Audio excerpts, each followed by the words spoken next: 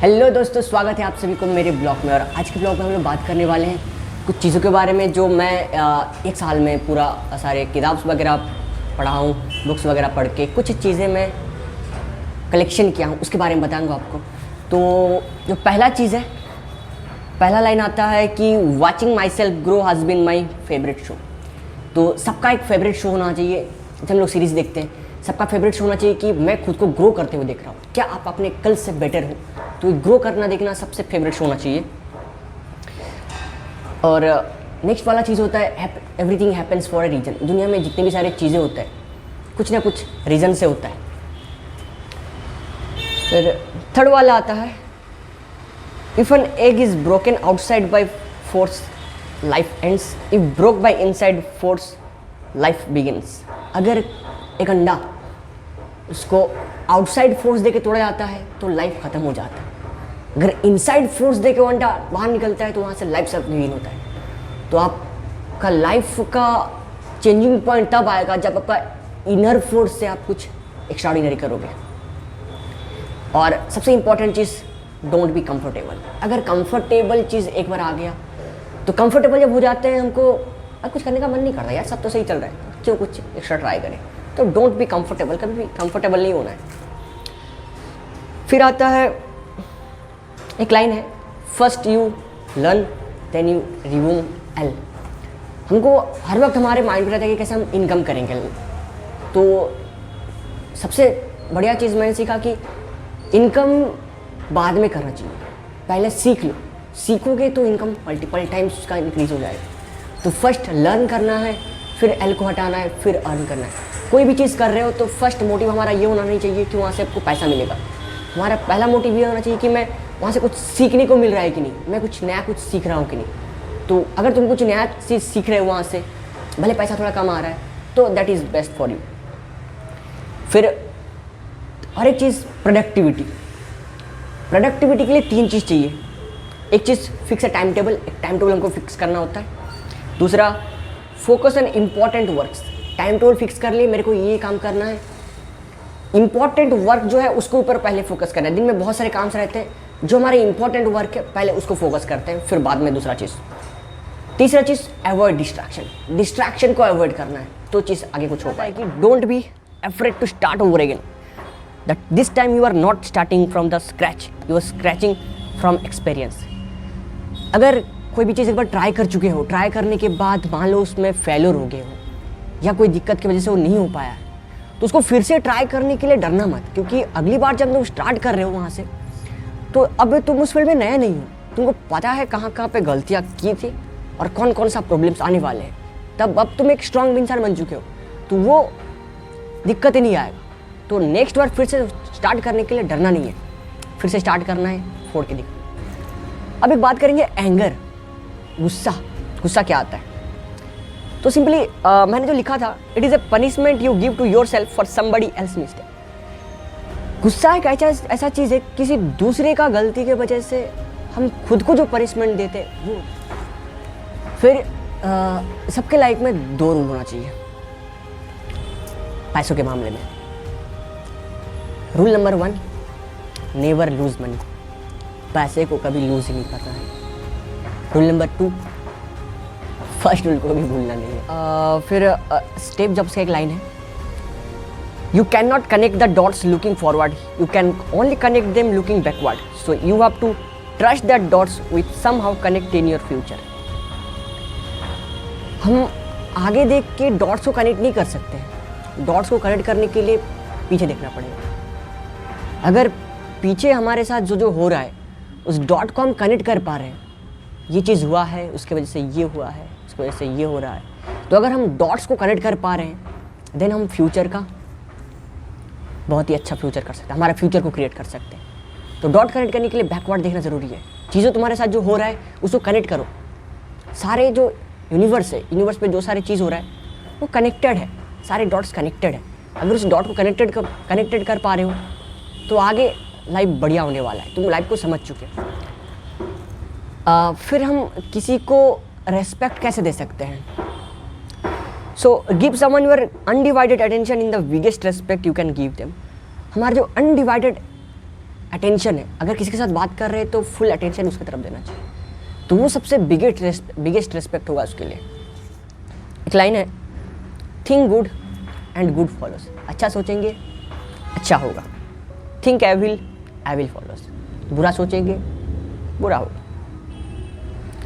हम वही बनते हैं जो हम सोचते हैं, you are what you think all the day.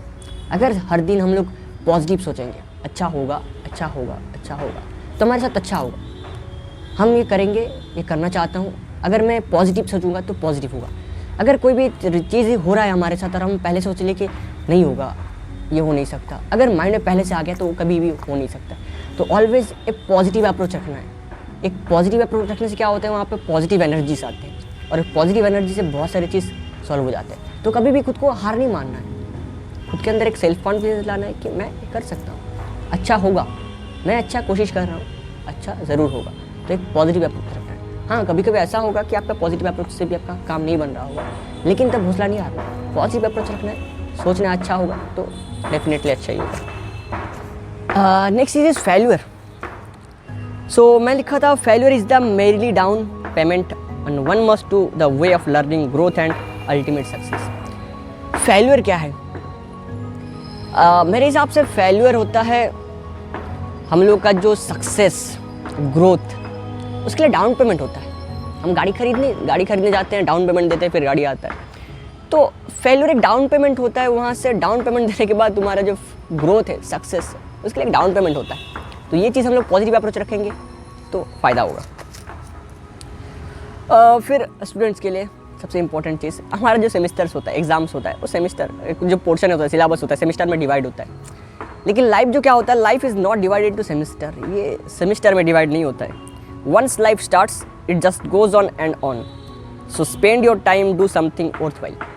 एक बार जब लाइफ स्टार्ट हो जाता है, ऐसा नहीं कि सेमिस्टर है कंप्लीट हो जाएगा फिर और एक सेमिस्टर आएगा। एक बार जब ये स्टार्ट हो जाता है तो ये कंटिन्यू चलता रहता है। तो ज़िंदगी में कुछ ऐसा करना है जो वर्थवाइल हो, खुद को तसल्ली दे पाओ, वर्थवाइल, कुछ दूसरों के लिए कर रहे हो, कुछ एक्स्ट्राऑर्डिनरी कर रहे हो, जिसको किसी का फ़ायदा हो रहा हो या किसी का काम में आ रहा हो, कुछ worthwhile. If you mess up it's not your parents fault, stop spreading the blame around the, take responsibility for your failure.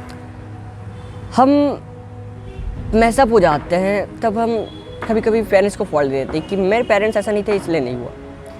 तो ये गलत है। तुम फेलियर हो उसके ब्लेम जो है खुद को दो, किसी और को नहीं। तुम जो भी कर रहे हो वो तुम्हारे लिए कर रहे हो, उसके लिए तुम जिम्मेदार हो। तो पेरेंट्स उसके लिए जिम्मेदार नहीं है। तुमसे अगर कोई भी दिक्कत हो रहा है वो तुम्हारे वजह से हो रहा है, तुमने कुछ चूक रहा है, तो ब्लेम खुद को दो, पेरेंट्स को कभी नहीं। Next thing, imagine is more important then knowledge. Knowledge से ज़्यादा इमेजिनेशन चाहिए। अगर तुम इमेजिन कर पा रहे हो, डॉट्स को कनेक्ट कर पा रहे हो, वो नॉलेज से ज़्यादा इंपॉर्टेंट होता है। If everything going under control you go slow. अगर सब तुम्हारे कंट्रोल से होगा, तुम्हारे कंट्रोल में सब चीज़ चल रहा होगा, तो तुम स्लो हो जाओगे। यार सब मेरे हिसाब से चल रहा है, सब मेरे कंट्रोल में। मेरे को गाड़ी चाहिए, गाड़ी मिल गया, और मेरे को कार खरीदना था, कार मिल गया, मेरे को 10 लाख रुपए चाहिए था, मिल गया। सब जो चाह रहा है सब मिल जाएगा, मज़ा नहीं आएगा, तुम स्लो हो जाओगे। अगर सब तुम्हारे कंट्रोल में नहीं चलेंगे तब तुम स्पीड हो गए, सब तुम्हारे हिसाब से चलने लगेगा, लग रहा है यार सही तो चल रहा है सब, क्या दिक्कत है, तो स्लो हो जाओगे। तो कंट्रोल में नहीं है तो गाड़ी स्पीड चलेगा, कंट्रोल में है स्लो हो जाएगा। तो बेटा ध्यान से। फिर जो चीज़ें हम हैप्पी मैन कैसे, खुश कैसे रख सकते हैं, तो उसके लिए लिखा था, if you can concrete always on the present you will be happy man. अगर तुम अपने प्रेजेंट में कंसंट्रेट कर सकते हो, अगर ऑलवेज जो प्रेजेंट है उसमें कंसंट्रेट कर रहे हो, प्रेजेंट में जो हो रहा है उसके ऊपर फोकस कर रहे हो, तो तुम एक हैप्पी मैन बन सकते हो। अगर फ्यूचर या पास्ट के ऊपर तुम कंसंट्रेट कर रहे हो तो हैप्पी नहीं रह सकते। When you want something with all your heart, that when you are closest to the soul of the world, it's always a positive force. अगर तुम कोई भी चीज़ को अपने पूरे शिद्दत से चाहो तो तुम वर्ल्ड का सोल के पास पहुंच जाते हो, और जो एक पॉजिटिव अप्रोच होता है। तो इसी लाइन का ना थोड़ा मॉडिफिकेशन लाइन जो है ना, अगर तुम कोई भी चीज़ को पूरी शिद्दत से चाहो तो पूरी कायनात उसे तुम्हारे करने की साजिश में जुड़ जाते हैं, तो वही लाइन है। और love is the force that transforms and improves the soul of the world. Love एक फोर्स है जो आत्मा, सोल है वर्ल्ड का, उसको ट्रांसफॉर्म करता है। तो हम लोग मेहनत क्यों करते हैं? पैसा, हम लोग सोचते हैं कि ज़िंदगी में सब कुछ पैसा, मनी चाहिए, लेकिन हम लोग ये नहीं जानते हैं कि पैसों से हम लोग क्या करना चाहते हैं। हम अल्टीमेटली प्यार ही ढूंढते हैं। तुम्हारे पास पैसा होगा, रिलेशन होगा, गाड़ी होगा, घर होगा, क्यों? क्योंकि तुमको सब उसके बाद प्यार करेंगे। तो अल्टीमेटली हम लोग लव ही ढूंढते हैं। हम लोग बोलते हैं कि we need money, but ultimately we need love, because persons can live without money. क्योंकि जो जानवर होते हैं, एनिमल्स होते हैं, उनको पैसा तो नहीं चाहिए यार, खाना वाना चाहिए। ज़िंदा रहने के लिए खाना वाना ज़रूरी है। कोई इंसान भूखा नहीं मरेगा, लेकिन मरता है, तड़पता है, परेशान होता है बस प्यार के लिए। तो love is important. Imagine if everyone went around transforming lead into gold, gold woods love its value. अगर दुनिया में जितने भी सारे लोग हैं वो अगर लेड को गोल्ड में कन्वर्ट करना शुरू कर दे तो गोल्ड अपना वैल्यू खो देगा। कुछ चीज़ें हैं सब नहीं कर पाते, इसीलिए उसका प्रायोरिटी होता है। यूपीएससी सब क्लियर नहीं कर पाते, इसलिए उसका डिमांड है। अगर सब लोग यूपीएससी क्लियर कर देते तो उसका डिमांड इतना नहीं रहता।